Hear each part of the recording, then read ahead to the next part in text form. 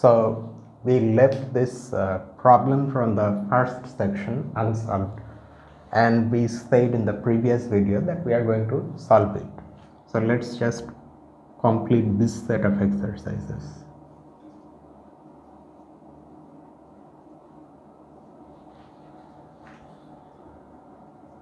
So here we are. We have this number sine 1 degree. We have to prove that this is an algebraic number. We in fact attempted this, but there was something wrong in the solution. So now I have rectified it.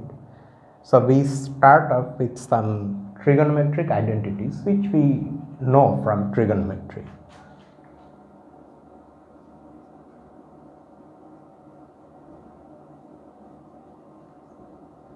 Note that 1 minus 2 sine square 15 degree equals cos 2 times 15 degree. That means cosine of 30 degree. So this is square root of 3 divided by 2. This is one thing. And then sine 15 degree itself is sine 3 times 5 degrees. So we can use the expression for sine 3x, which is 3 sine x minus 4 sine cube x.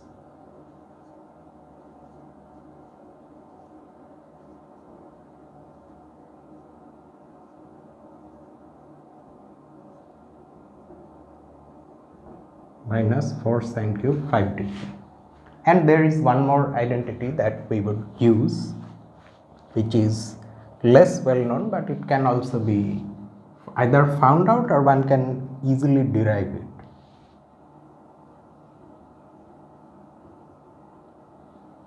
That is the expression for sine 5x in terms of sine x and powers of sine x. Using that identity, we get this. Sine 5 degree is of course sine 5 times 1 degree, and that is 5 sine 1 degree minus 20 sine cube 1 degree plus 16 sine to the power 5 1 degree. Okay, so we are now going to use these relations to see that sine 1 degree satisfies a non-zero polynomial with rational coefficients. That would prove that sine 1 degree is an algebraic number. We thus have, okay, but before we do anything, for the sake of simplicity, let's denote sine 1 degree by something, say m. So if m is sine 1 degree,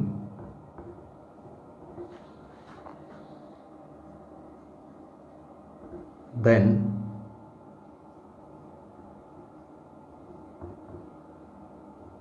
sine 5 degree is 5m minus 20m cube plus 16m to the power 5. Then because sine 5 degree is this, so we can use that here. Sine or we can, okay, so because we have got this, and then from this it follows that sine 15 degree is another such expression involving m. So let's write that in another line. This implies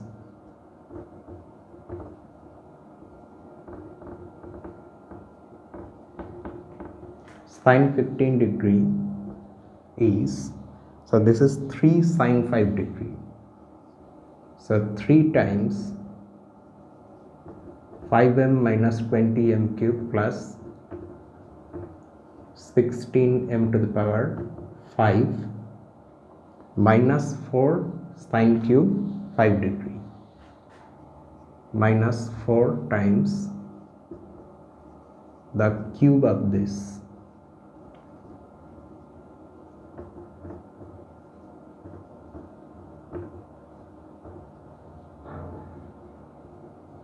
and this in turn implies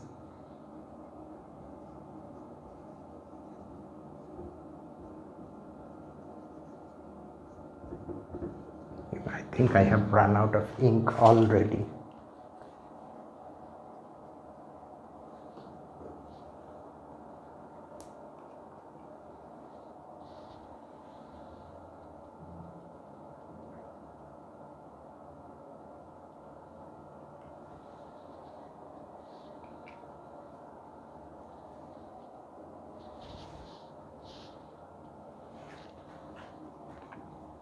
Okay, now this in turn can be used, this sine 15 degree here. So what do we get? Okay, I cannot write it very nicely here. So let me start like this. Square root of 3 divided by 2 is equal to, I hope this is visible, square root of 3 divided by 2 is equal to 1 minus 2 sine square 15 degree. That means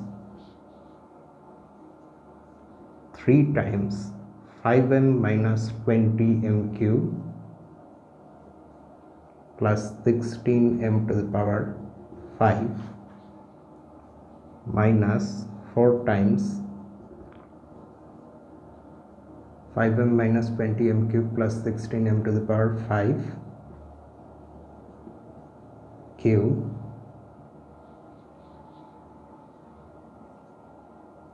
square. This is equal to square root of 3 divided by 2. Squaring both sides,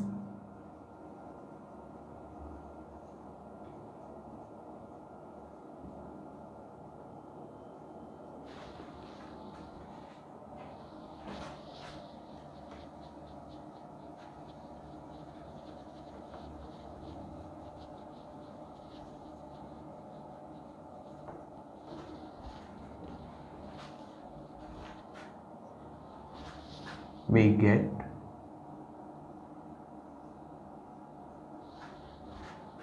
note that there is no real need to actually simplify means expand these powers and everything. There is no need to do those things. We just have to show that there exists a polynomial with rational coefficients that is non-zero and that is satisfied by this number n. That's all.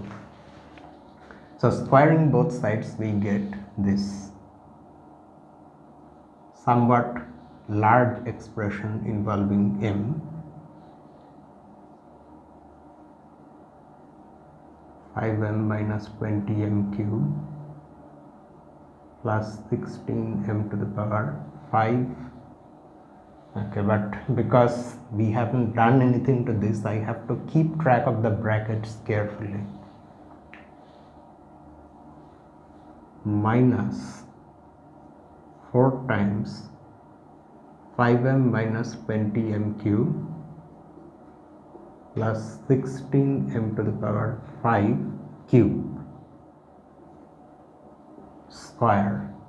This was already there, but now we are squaring this entire thing, and doing that we get this is equal to 3 divided by 4. So you can see from this that if one wants to expand these things, and if one does, then one will end up with a polynomial with rational coefficients that is non-zero and which is satisfied by n. I mean, after multiplying both sides by 4 divided by 3 and subtracting 1 from both sides. You understand what I am talking about. Hence, M satisfies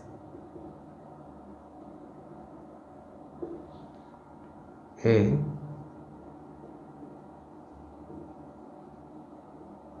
non-zero polynomial with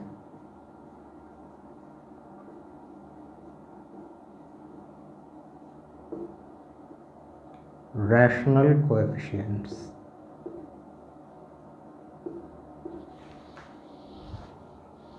And that's why M is algebraic.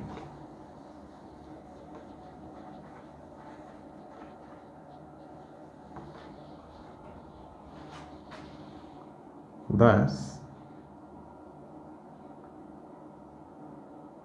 let's also mention, because we are using M only to simplify things in writing, so let's just mention at this last moment that M is actually sine 1 degree, is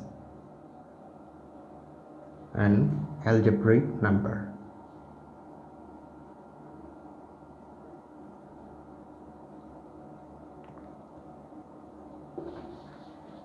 Okay, so that is part A. Now we turn to part B. Oh, but before we do so, there is one more thing that we can write here, and that we will use in proving part B. Note that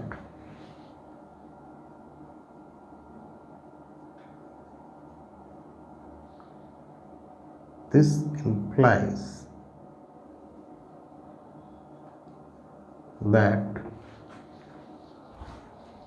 cos 1 degree, cosine 1 degree is also algebraic.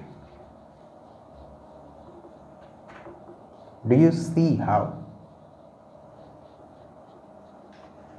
That is because the sine square 1 degree plus cos square 1 degree is 1.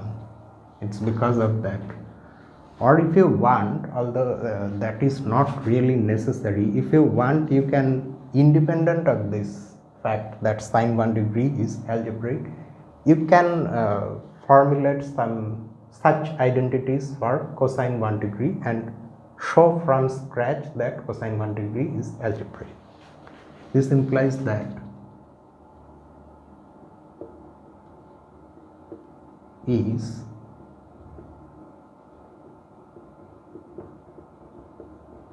algebraic too. Okay, now part B. In part B, we have to prove that sine m degree is algebraic, where m is any integer.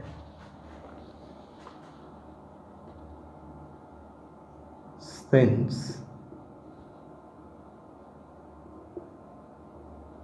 sine n degree is equal to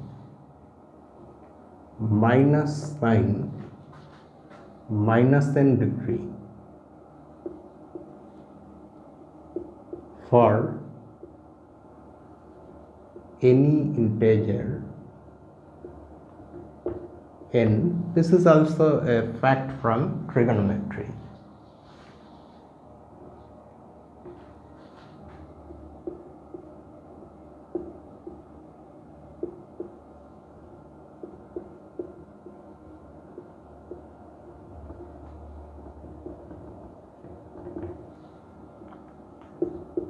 It's enough to assume that m is greater than or equal to 0. Okay. So that means to prove that sine m degree is algebraic, we can now use induction. But right now I am noticing something, that we can start the induction from m equal to 0. No?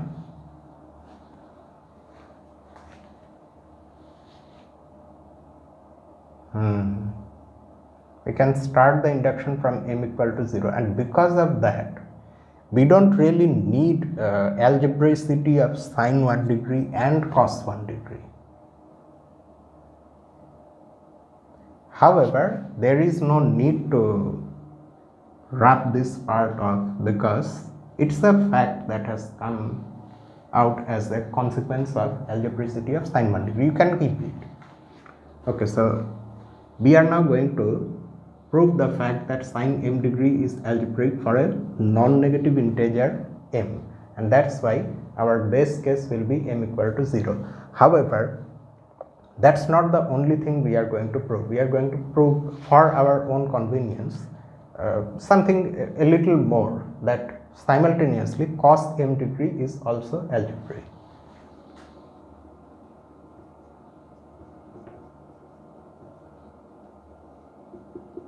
We now prove by induction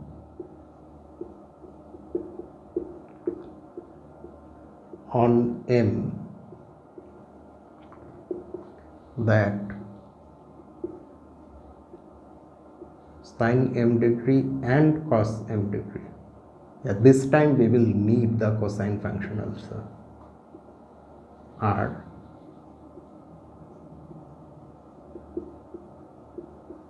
algebraic,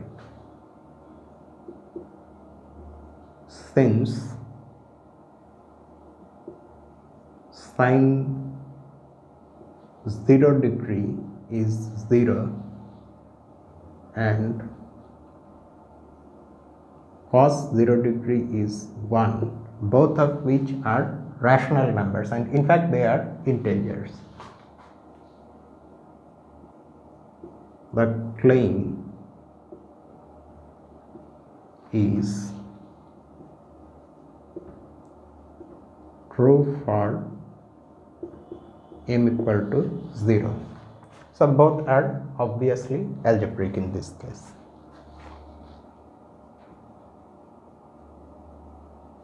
Now the induction hypothesis. Assume that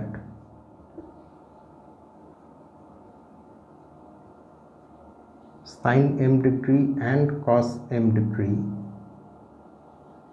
are algebraic.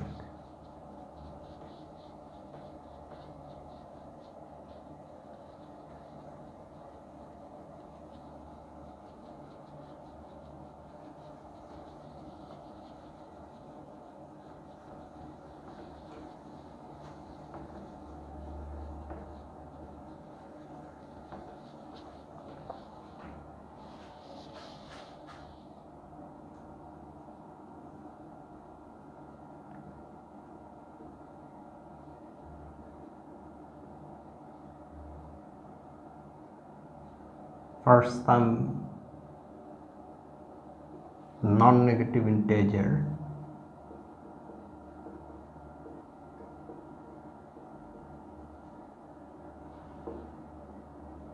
m, then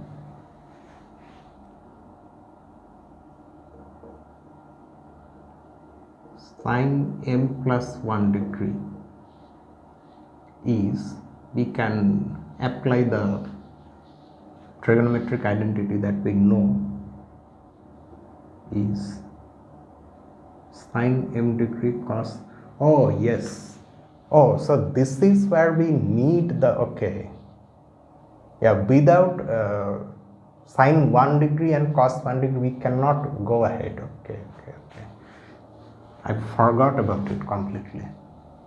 So that means we have to change the proof a little bit. Unfortunately, we have to change from here itself. So that means these are all gone. Yeah, that's why I was thinking, if it is this easy, then we don't need algebraicity of sine 1 degree separately, because then by induction we have that as a consequence. However, that cannot be done in this way. Note that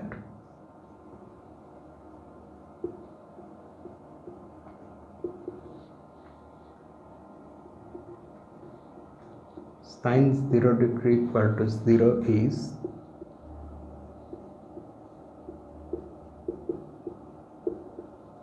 algebraic. Thus we can assume m to be a positive integer. Yes.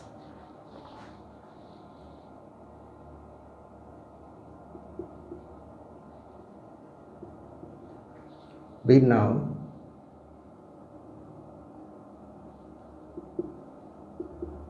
prove by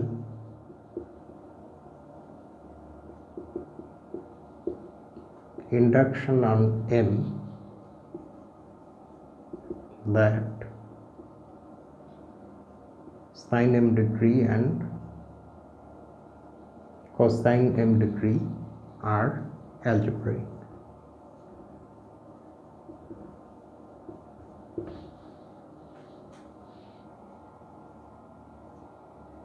By part A,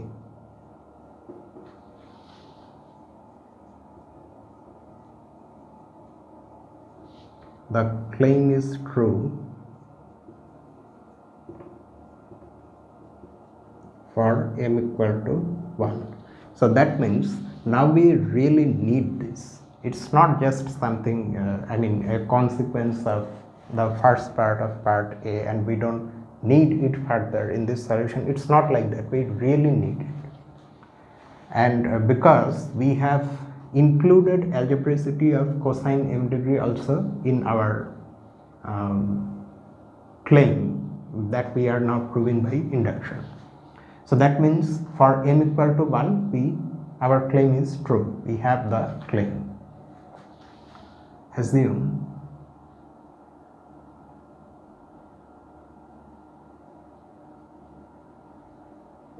that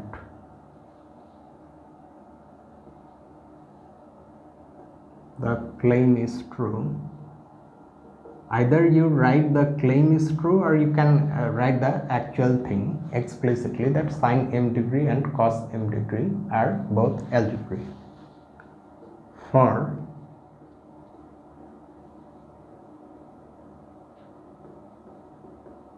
some positive integer m, then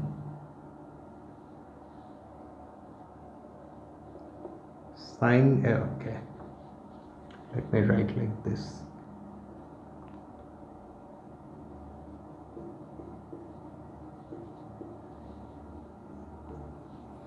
M plus 1 degree means actually m degree plus 1 degree.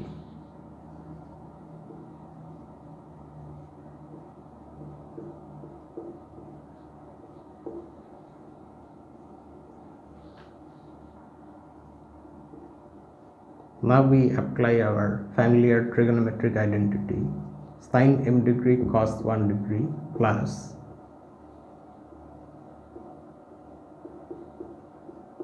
this. Okay. These two are algebraic. That is in fact our basis for the induction, and these two are algebraic. That is coming from the induction hypothesis. So this number is algebraic. Why? Because we have already proved that the algebraic numbers form a subfield of the field of complex numbers. If you add two algebraic numbers, first when you multiply these two algebraic numbers, this product is an algebraic number. Similarly, this product is also an algebraic number, and then their sum is an algebraic number. So we have to mention that result, which however I haven't mentioned here. What is the, oh, this is the only corollary to theorem 514. Since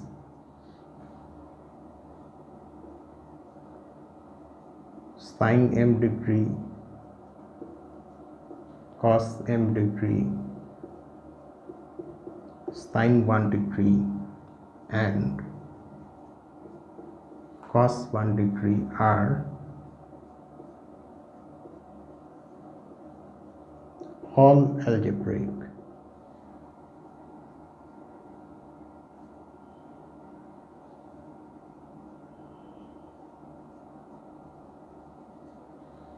The corollary to theorem 514. This theorem is the theorem that says that if we add, multiply, subtract, divide algebraic numbers, then we again get algebraic numbers.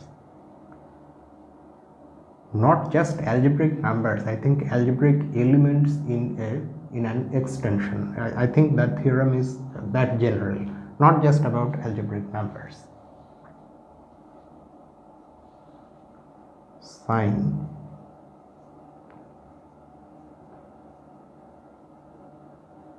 this is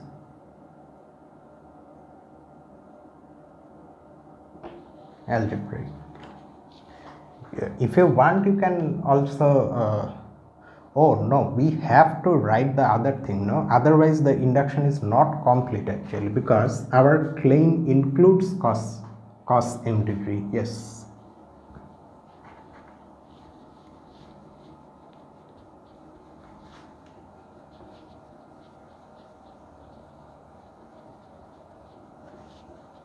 saying this much is not enough. Similarly,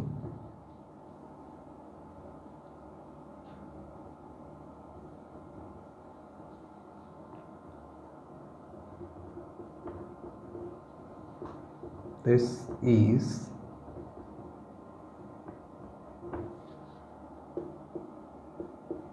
algebraic. This completes the induction.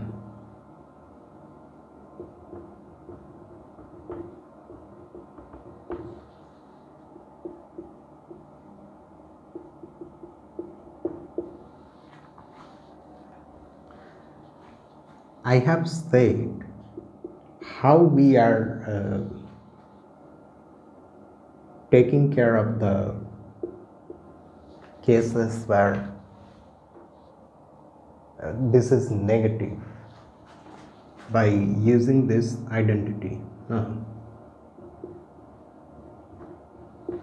But exactly how does this identity take care of these negative cases? You see, by what we have proved here, sine m degree is algebraic for any positive m. So that means its additive inverse, its negation is also algebraic, and that's why this is algebraic. Okay, in that way. So here the solution ends.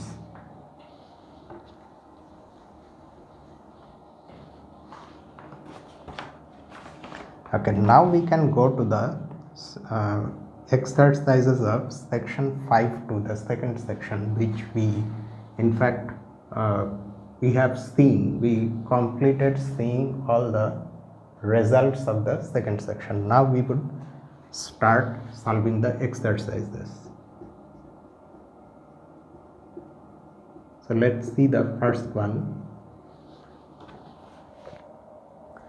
Using the infinite series for E,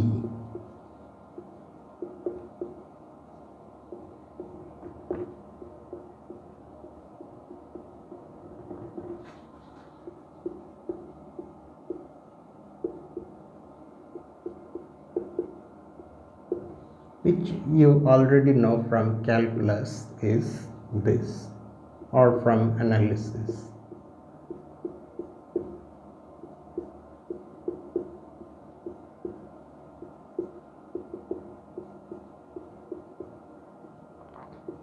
This is the general term. Using this definition of E, prove that E is irrational.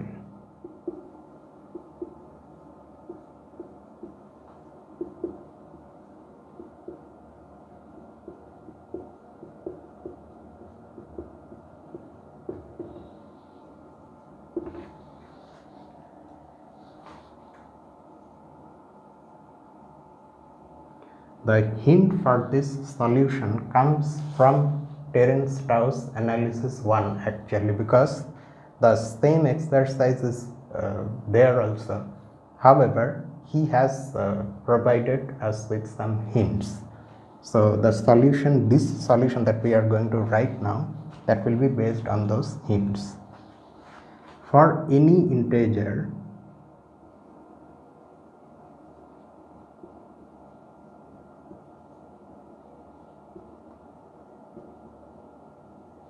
greater than or equal to 3, we have this.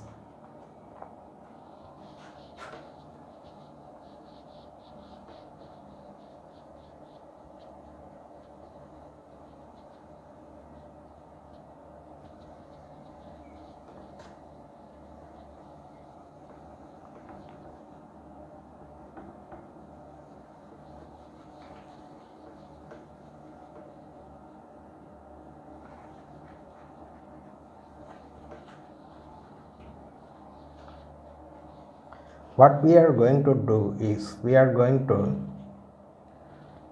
multiply an infinite series by n factorial.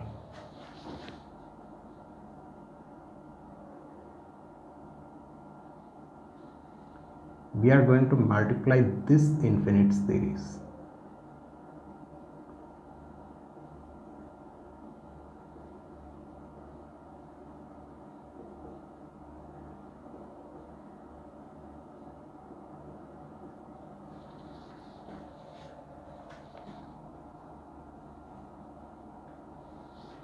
Okay, there are many things to consider here when we try to perform such calculations. First of all, ordinarily, when we have an infinite series, we must be sure that it is convergent. This series is convergent. Okay, and you can, for example, prove that by very easily by the root test, that this series is convergent. Now, because this series is convergent, we can multiply all the terms by something fixed. The resulting series will also be convergent. And note one more thing, that if you want to, okay, what is the thing that is changing from term to term in this series? The changing thing is not n. The changing thing is these numbers 1, 2, etc. So if someone wants to write this series, for example using the summation notation, then they would write this.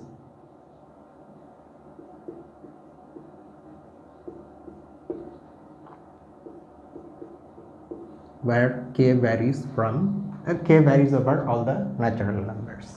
I mean all the positive integers. N here is fixed. Okay.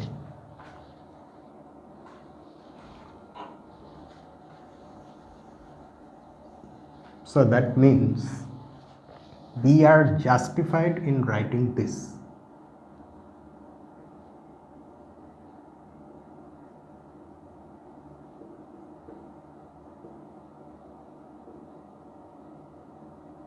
These facts, of course, come from our knowledge of theory of infinite series of real numbers.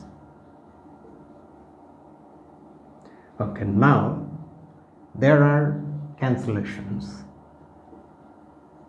If we perform those cancellations, we get the terms like this.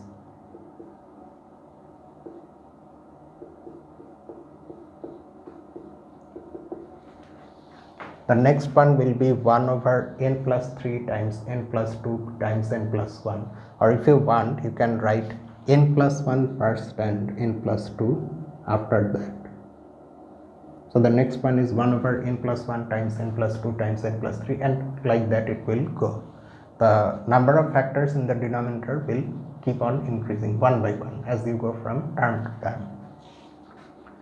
Right. Now, if the next thing to note here is that if instead of writing those factors, we keep the number of factors in each term the same, however, we make all of them equal to n plus 1. So what I mean by that is this. In the first term, of course, we have 1 over n plus 1. We keep it like that. In the second one, we write n plus 1 times n plus 1. So that means we are writing less in the denominator. So that's why we have this inequality. And the same thing we do with the other terms. The next one, for example, has 3 factors, n plus 1, n plus 2 and n plus 3. So in its place, we would have n plus 1, n plus 1, n plus 1. So 1 over n plus 1 whole cube. Okay. Again, keep in mind, this has been one series. This, however, is another infinite series. Is this convergent? Yes, it is convergent because it is a geometric series this time with common ratio 1 over n plus 1, which is less than 1. That is why it is convergent.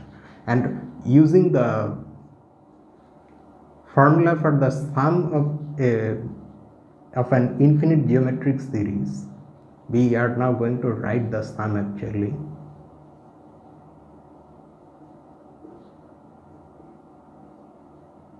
First term, which is 1 over n plus 1 divided by 1 minus the common ratio, and that common ratio is also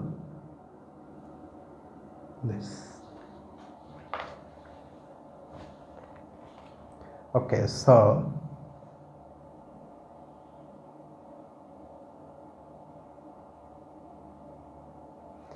okay, let me just see one thing. Am I making a mistake here? Let me just see. A plus AR square. So to find the common ratio, we divide the second one by the first. No, it's okay. The common ratio is also 1 over n plus 1. It is not n plus 1 because if that was the case, the series would not have been convergent. Okay, so anyway, what do we get? This ultimately turns out to be 1 over n, and that 1 over n is less than or equal to 1 over 3, and that is less than 1. Okay. Now, how can we use this calculation or this fact?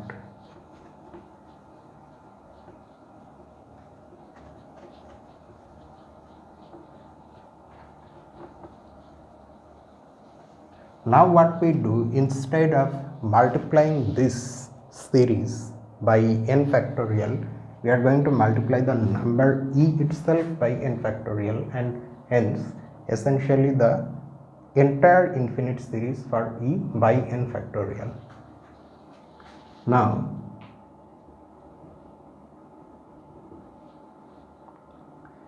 n factorial times e,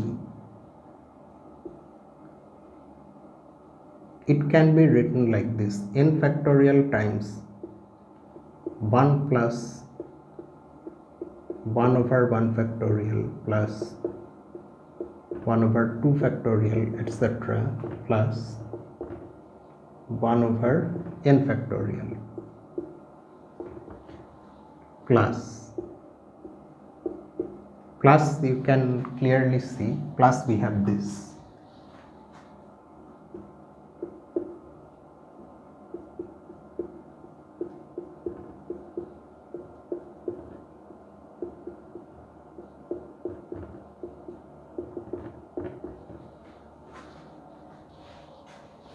And this is just one infinite series, and here we have a finite sum plus an infinite series. And the justification for us to be able to do this, that comes from the theory of series. Not going into those details again, you understand what we have done here. Okay. So okay, now look at the first term. First term means in this outer sum, this is the first term. In the first term, when you multiply all the terms in this sum by n factorial, things get cancelled and you end up with an integer actually. For example, if you multiply n factorial by 1 over n factorial, you get 1. If you multiply by this, you get n factorial. Here also you get n factorial. Here, however, you don't get n factorial, but n factorial divided by 2. However, because our n is greater than or equal to 3, so that is divisible by 2. So like that, in all the terms you get integer, so the sum is also an integer. So we write like that, an integer plus. What do we see from here? What can we say about this second part? The second part, if we don't know whether this is an integer, it may not be. However, this is a real number that is positive and less than 1.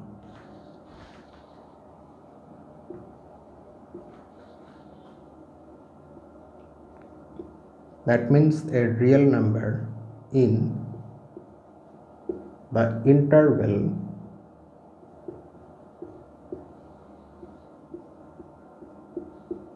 (0, 1). So n factorial times e becomes an integer plus a real number in this interval.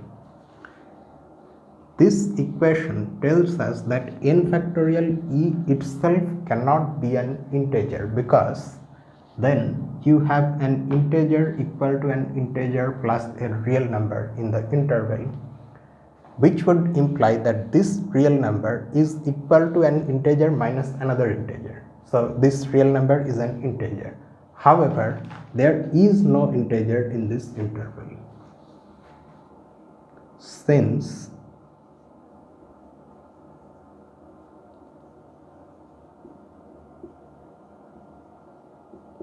there is no integer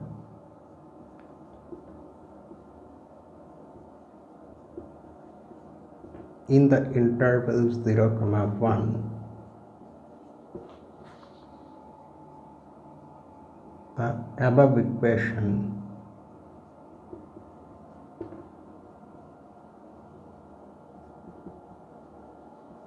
implies that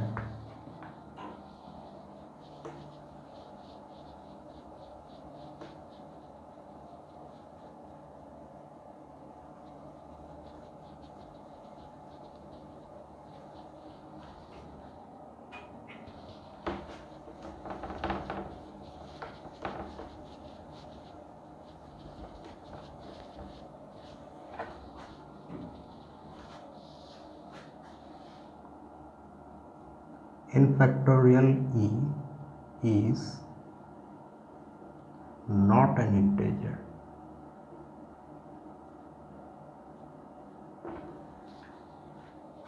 Okay. Now what we are going to do, we are going to assume that e is a rational number, and then we will see what we get.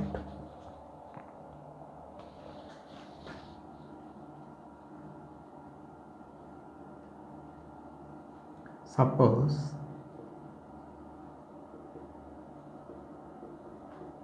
e is a rational number, then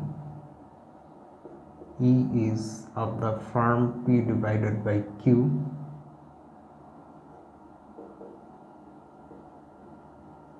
for some integers p and q, where q is of course non-zero. Okay. Keep in mind that this result that we have shown here, that n factorial times e is not an integer, is true for any n greater than or equal to 3.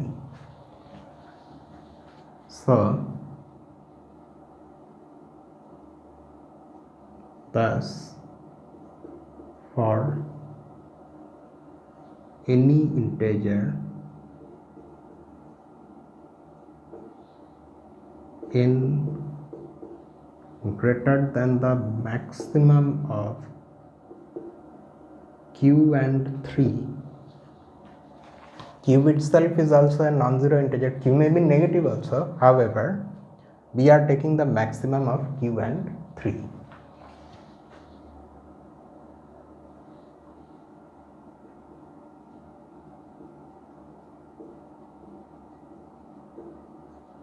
We then have n factorial times e equal to that particular n factorial times e is n factorial times p divided by q. Okay. Now because n has been chosen to be greater than q, well, q may be negative also, but even when q is negative, you can slide the negative sign to the numerator. Or okay, we can write like this, or I think it would be better if we mention the positivity of q here itself, where q is greater than 0. Well, it's known from analysis that because e is positive, we can choose both p and q to be positive.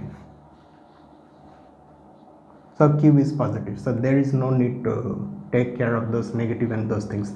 Okay, now q is a positive integer and n is greater than q. So in the definition of n factorial, when you write it as that product of the first n positive integers, q appears there. So that's why that q and this q that we have in n factorial, they will cancel each other and we will be left with an integer.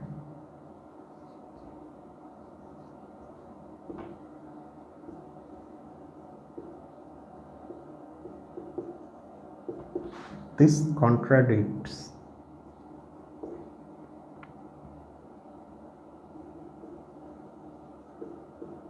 what we proved above.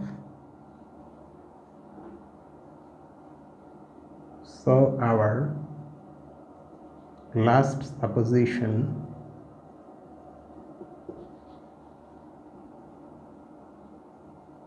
is wrong.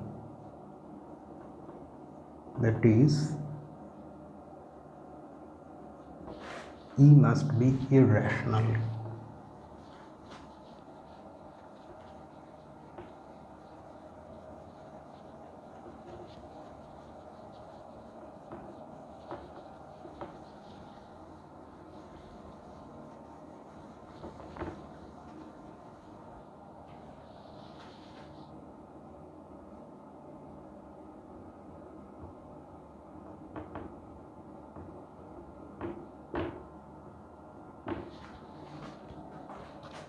So that is the solution, but still there is one more thing that I don't understand. What is the necessity of choosing n greater than or equal to 3? I don't see its use anywhere in this solution. In Tau's analysis, I think it has been chosen like that because of something Tau says, which is not just this. He tells us to prove something, and then using that he asks us to derive the fact that E is irrational. So I think that's where this n greater than or equal to 3 condition is coming from. Here, however, I don't see any use of that. So if you want, you can conveniently modify that condition also. I mean, you can relax it. Maybe it's enough to take n to be greater than or equal to 1. That is any positive integer. However, in spite of not seeing any use of that condition, there is nothing wrong with this solution. That's the point. Okay, then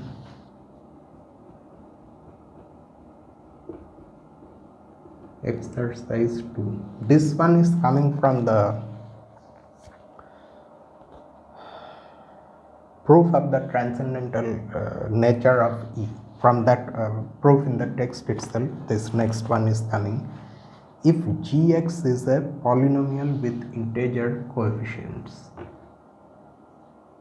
g of x is a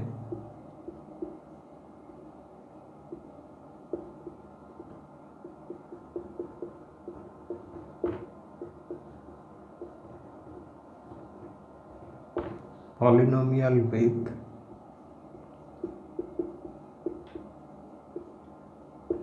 integer coefficients, prove that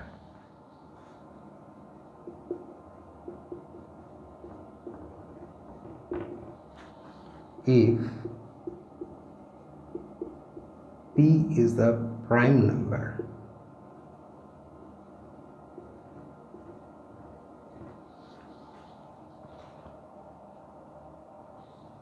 then for I greater than or equal to p, I is an integer,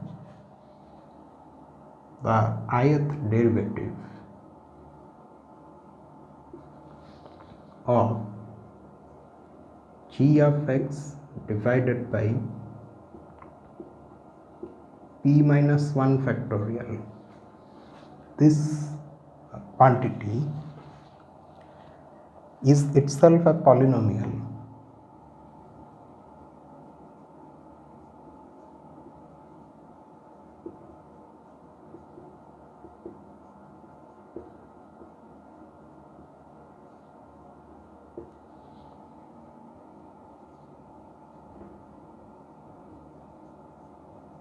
with integer coefficients, each of which is divisible by p. Okay.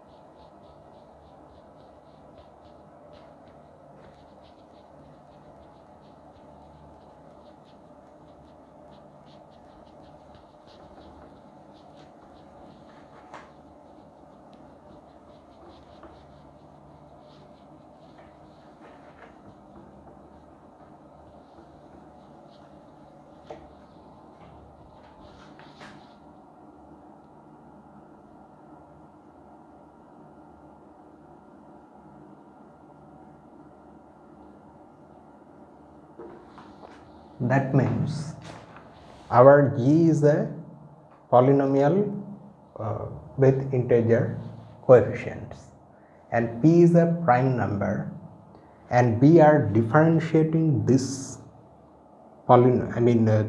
This is also ultimately going to be a polynomial g of x divided by p minus 1 factorial. However, note that although gx has integer coefficients, this portion need not have integer coefficients. That is because we are dividing by this integer p minus 1 factorial. So unless in the original polynomial gx all the coefficients are already divisible by p minus 1 factorial, unless that happens, this won't be itself an integer polynomial. Okay, but that is not the point. The point here is that if we differentiate this I times, where I is an integer greater than or equal to p, then that derivative is a polynomial. It will be a polynomial, that much we know immediately, because differentiating a polynomial again gives us a polynomial with degree 1 less than the original polynomial. That comes from our differentiation rules. However, this is going to be a polynomial with integer coefficients, and not just that, each of those coefficients in this derivative will be divisible by p. That's what we have to prove. So in the solution, in the beginning itself, we can dispose of a very easy case, namely if the degree of the original polynomial g of x is less than p. Okay, because nothing has been said about the degree of g of x. It can be less than p, it can be equal to p, or it can be greater than p. Then differentiating it I times would give us the zero polynomial, or if you want you can also say it would give us 0. You know this very well from calculus, that for example if our g is this x plus x square, say x plus 2x square, this is a polynomial with integer coefficients, and say our p is 3, a prime, and suppose I is also equal to 3. Now what would happen if we, for the sake of being accurate, let us also divide it by 2 factorial. That means let us divide it by 2.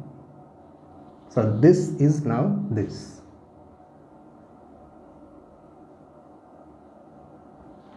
Now if we differentiate this polynomial 3 times, what shall we get? If you differentiate it once, then you get 1 over 2 plus 2x. You differentiate it once more, you get this, of course will become 0 and this one will become 2, and once more you get 0. So if our degree of the polynomial is less than p, then we are differentiating more than p times. If when we differentiate a polynomial more than its degree times, it becomes 0. So we are going to start the solution with this observation.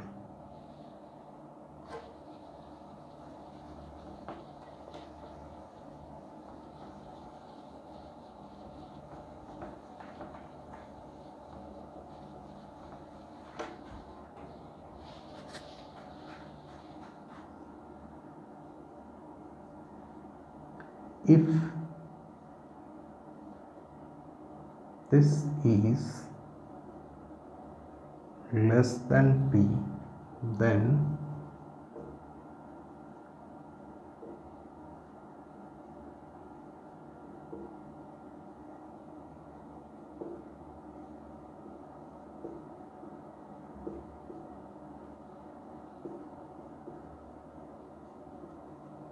this is the polynomial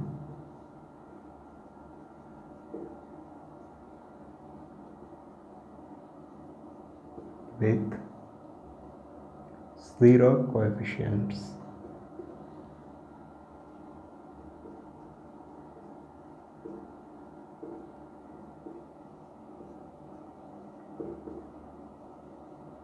In this case, the claim is trivially true.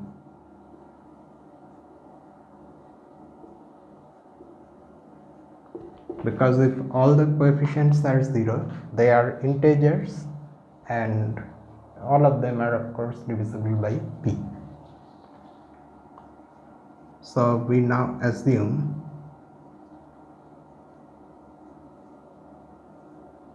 that this is greater than or equal to p, and in fact let's just write an expression for this polynomial. Let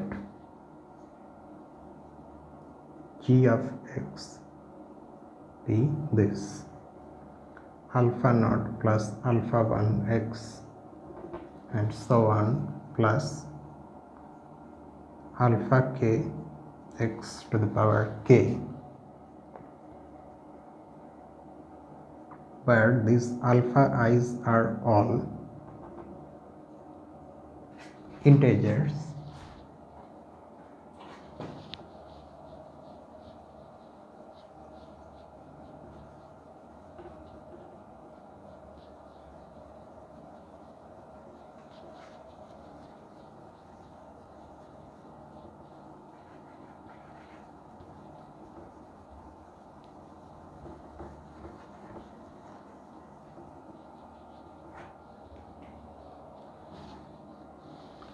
these are integers,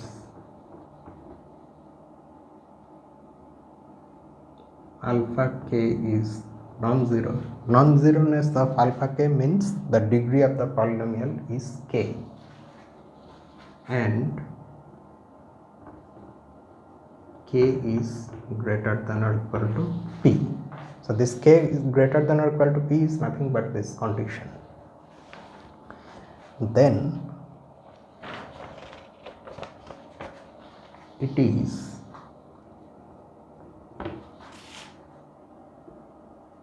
now, as far as this derivative is concerned, again here also, if we exceed k, if I exceeds k, then again we get zero polynomial, and there we don't have to prove anything.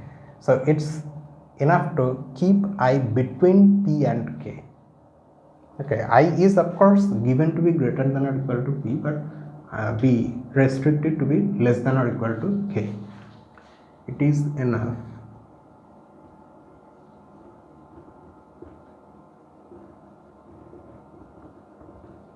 to consider this I lies between p and k in this manner. Then okay, now we are going to directly write the expression for this derivative, ith derivative. If you wonder how one obtains this expression, then I suggest you take some concrete values of k, some concrete value of p, and there you see what happens. You will see that it comes out like this: summation of k is given, j varies from 0 to k, I plus j minus 1. I should have, okay.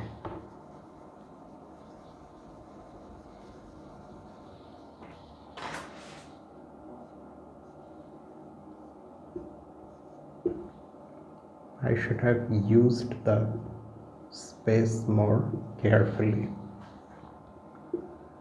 I plus j times I plus j minus 1, and like this it will go. At one stage we will reach I plus j minus I minus 1 divided by, we have what we have in the denominator, p minus 1 factorial times, I still won't have space here to write this thing in one line, anyway, times alpha j x to the power j minus I. All of this looks extremely complicated, but keep in mind that this g of x divided by p minus 1 factorial is nothing but this expression divided by p minus 1 factorial. Then you think of what happens when we differentiate each such term I times. Okay, then you will ultimately see that this is the expression. Now we will manipulate this.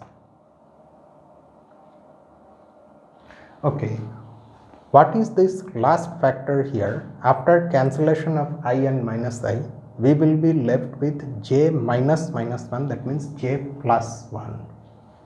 So we start with I plus j, and then we are decreasing the factors one by one until we get to j plus 1.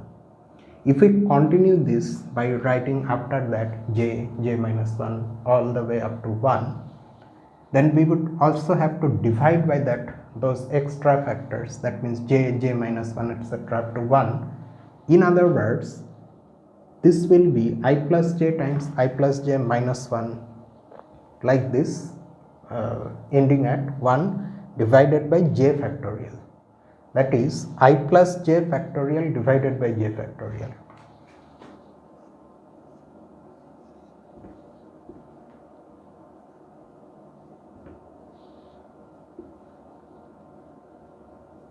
I plus j factorial divided by j factorial times p minus 1 factorial, and let's write the coefficient here itself, j minus I, and that is equal to what now?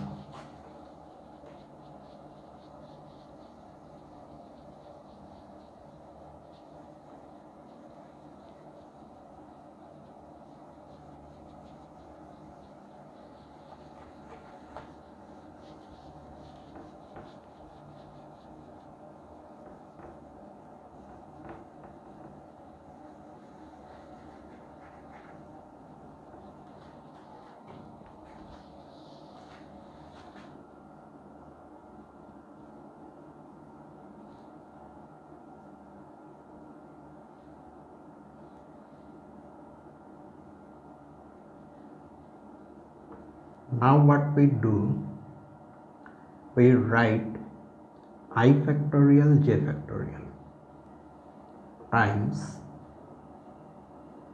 I factorial divided by p minus 1 factorial times alpha j times x to the power j minus I.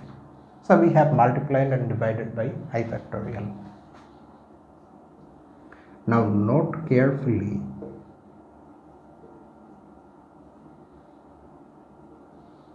that this part, this I plus j factorial divided by I factorial times j factorial, is actually a binomial coefficient, because we are taking j from, okay, we are saying that this is the binomial coefficient. Yes, it is a binomial coefficient. Yes, and that binomial coefficient is I plus j, choose j, because in the numerator you would have I plus j factorial, in the denominator you would have j factorial times I plus j minus j factorial, that is I factorial. And if you if you want, you can write I here also. That would give you the same binomial coefficient. From properties of binomial coefficients, we know this thing now. N choose r is equal to n choose n minus r. Using this identity, we can either write I here or j here.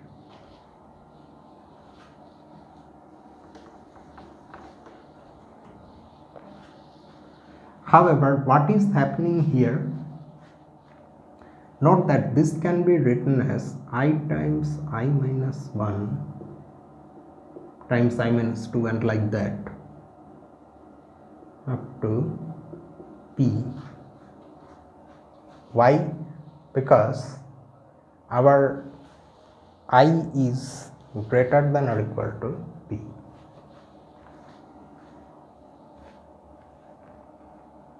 So you see that in the least possible case, where I is actually equal to p, we have p here. In any case, we have p here times alpha j times x to the power j minus I. So now you see we have what we want. We know that this binomial coefficient is an integer, alpha j is an integer, and this is also an integer. So this entire coefficient is an integer that is divisible by p. Hence I'm not explicitly writing that this binomial coefficient is an integer. That is a well-known fact.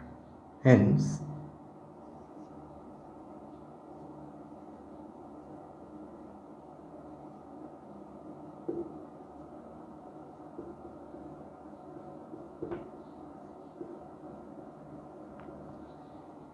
this is a polynomial with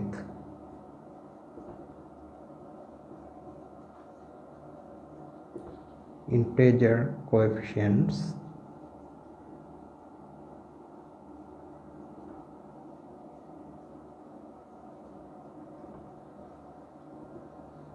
all of which are divisible by p.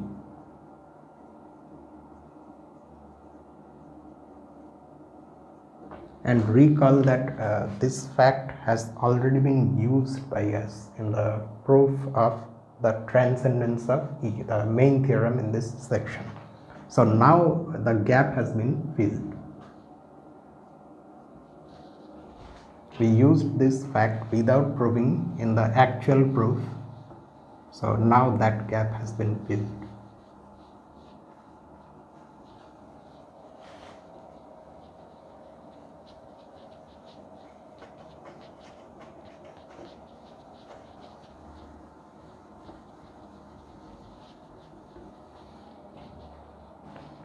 So this is the second one. Then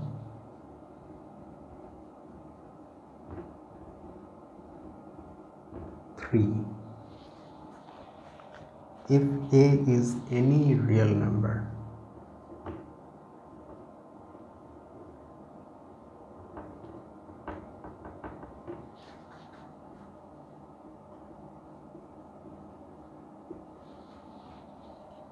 prove that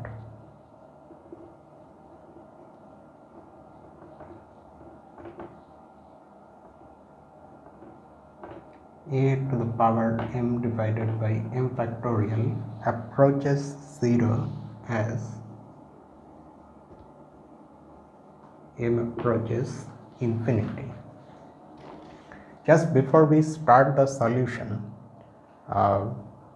note that you may have seen this many times in calculus, not in analysis, but in fact in the beginning of calculus itself, when limits of sequences were introduced to us, we see this thing.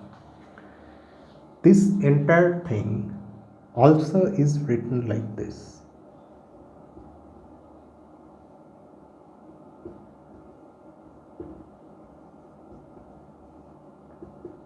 And that's what it means. Why I am saying this now? It's because many of us, I am also one of them, think, or at least I thought like that at one point, that m tends to infinity means m is becoming larger and larger. That is true, but only this phrase or this symbol by itself does not have any meaning.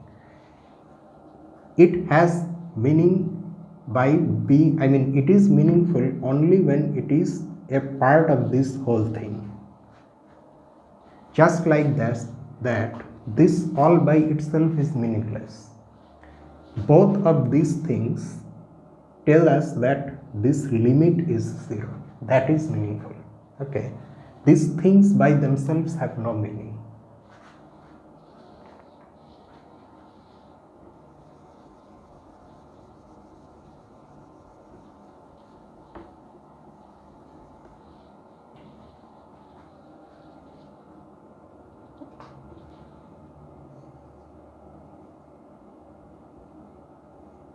Okay, to prove this, we will conveniently use the theory of infinite series. Although we don't have any series here, we don't see any series here, but still, using the theory of series, it can be readily proved much more easily than if you straight away try to show that this is 0. The result is obvious if a is equal to 0. If a is 0, then of course all the terms of this is after all a sequence. Now as m changes, we get the terms of the sequence. All the terms would be 0 if a is 0, and that of course is the constant sequence, so it converges to 0. So now assume that a is a non-zero real number. It follows, or okay, because it's not very difficult to show that this series is convergent, let's just show it. Now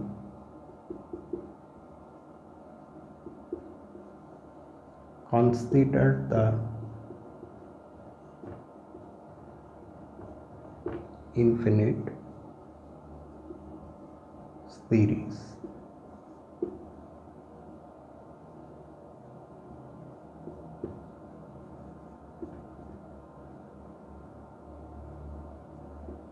If you want, you can start m from 0 also, but it does not matter where you start m, because the author has not said from where m is starting. In the long run, that does not matter, because we are saying that the limit of the sequence is 0. So although the sequence actually is, if you start the sequence from m equal to 1, it is one sequence, and if you start it from 0, strictly speaking, it is another sequence. However, their behaviors are the same. Both of them have limit 0. So let us start with 1.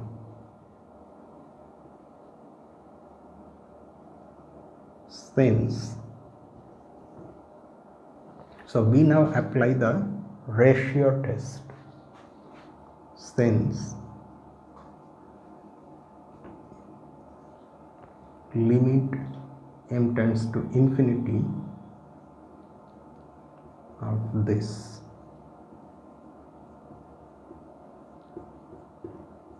times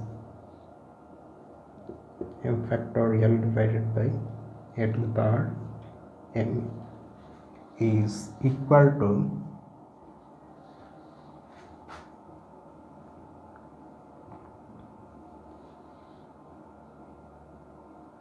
so we would have a in the numerator, and in the denominator we would have m plus 1, and this limit is 0. A is fixed and does not depend on m, and this is less than 1.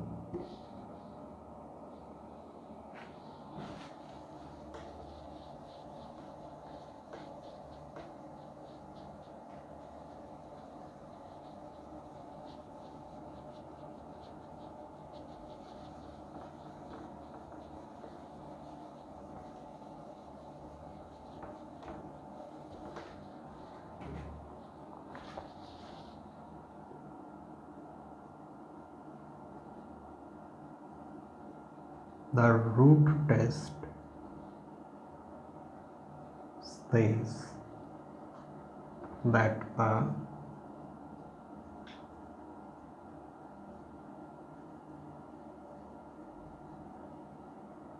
above series is convergent, absolutely convergent in fact. Okay.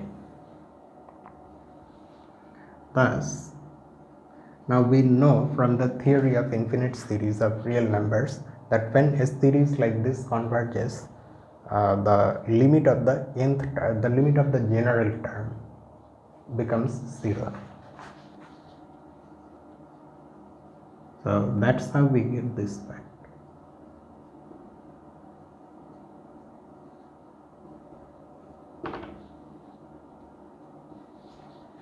So that is the third one, and there is one more, I think.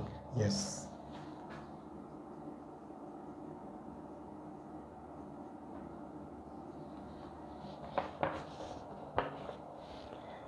the actual exercise given in the text is somewhat problematic. Let me first write the statement down and then I will say what I mean by problematic. If n is greater than 0 and m not equal to 0 are integers, prove that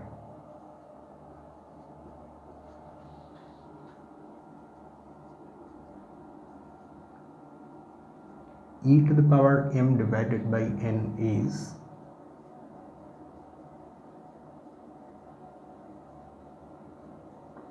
transcendental.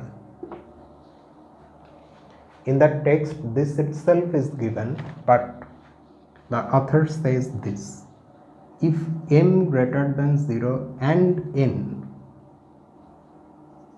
are integers, prove that this is transcendental, which however is clearly not exactly true, because if you leave n like this, n can become 0, making this meaningless.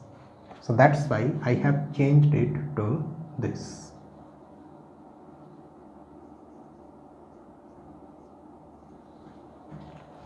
N greater than 0 I have taken because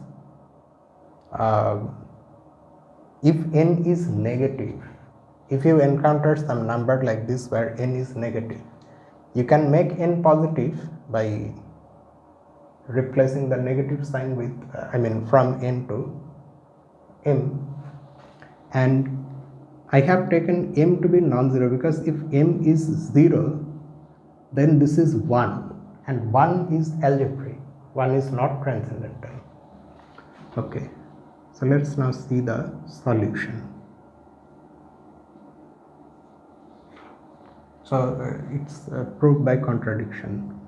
Suppose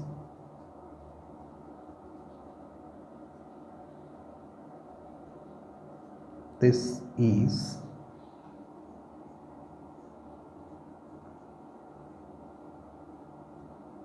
algebraic.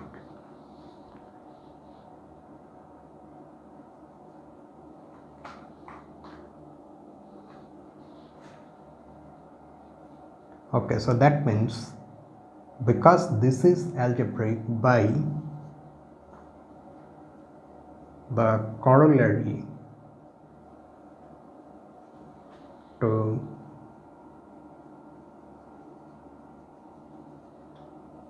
theorem 514, which says that the algebraic numbers form a field, that thing.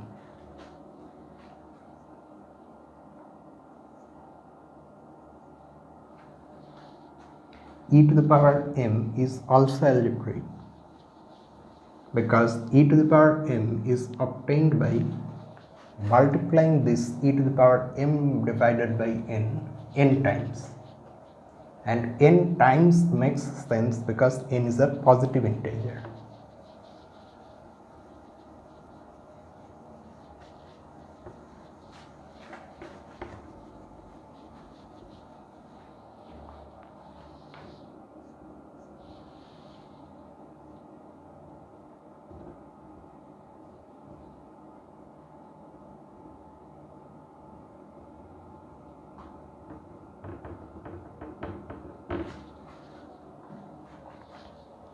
If our m is, see, m is non-zero, but so m is either positive or negative. If m is negative, then e to the power minus m is also algebraic, and where minus m is positive. So by the corollary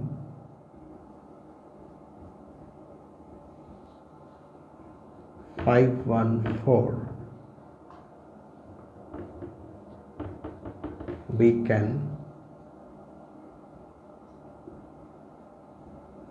conveniently assume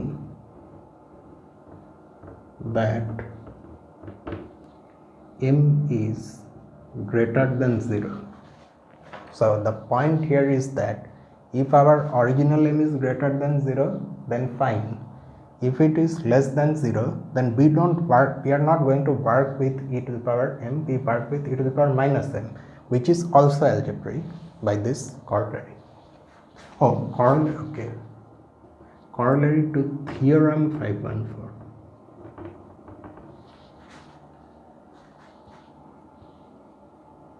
Since this is algebraic,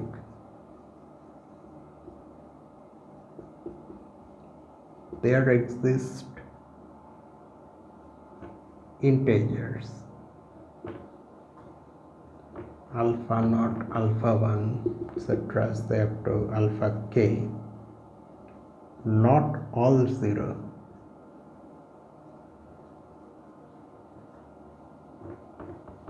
such that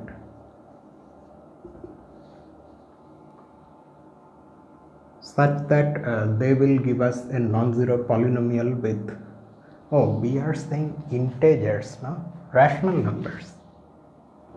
I mean, of course, if we have rational numbers, then we will have integers, but algebraicity demands rational coefficients. Rationals these, not all zeros, such that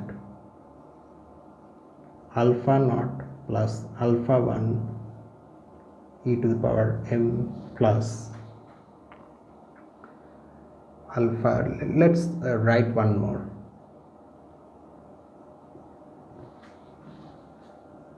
plus alpha k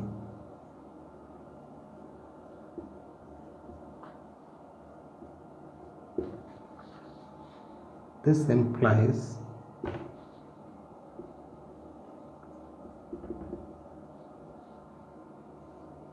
alpha naught plus, I need ink,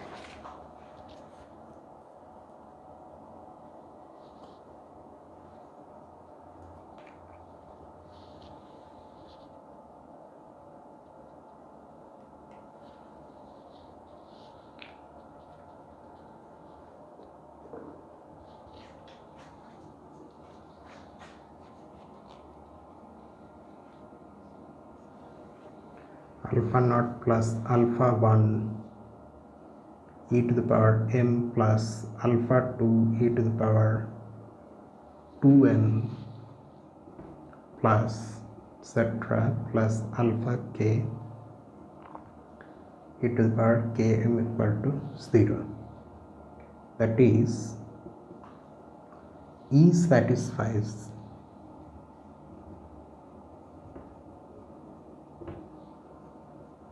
the non-zero polynomial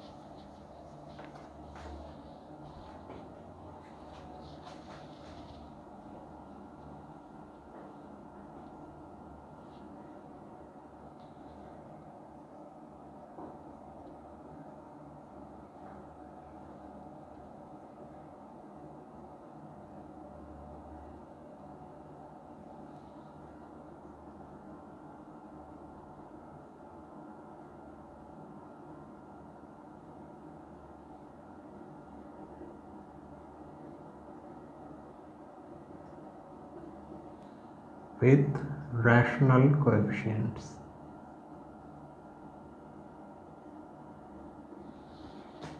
If this polynomial looks a little strange, it's because some intermediate terms have possibly have 0 coefficients. After alpha naught we are not seeing x to the, we are not seeing x, because if our m is greater than 1, then those terms in between the constant term and x to the power m all have coefficients 0. But whatever the case is, this is again a polynomial with rational coefficients. That is one thing, that is one fact, because the coefficients still are the alpha i's along with some 0 coefficients. But because all the alpha i's are non-zero, this is still a polynomial with non-zero rational coefficients. And this is a polynomial because m is a positive integer. That's why we need positivity of m here. Okay. Thus, that means E becomes algebraic, and that is a contradiction.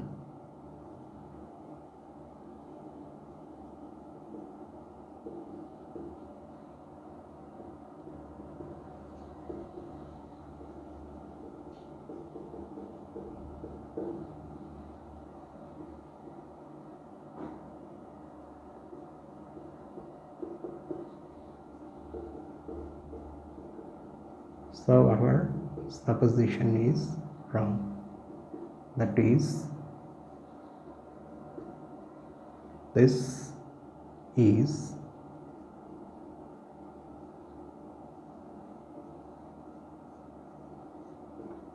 transcendental, and that completes the solution. And it also completes the current set of exercises. Tomorrow we have Gregory T. Lee's algebra text, exercises of that text, and day after tomorrow again analysis. After that I will say what should come after this. Group theory we have seen, field theory we have seen today, then vector spaces, and then we will go back to Galilean's algebra. So see you tomorrow. If you want to comment on these things, you can comment in the comment section below. See you tomorrow. So until then, this is me, Lucifer, from a mathematical room. Have a nice night.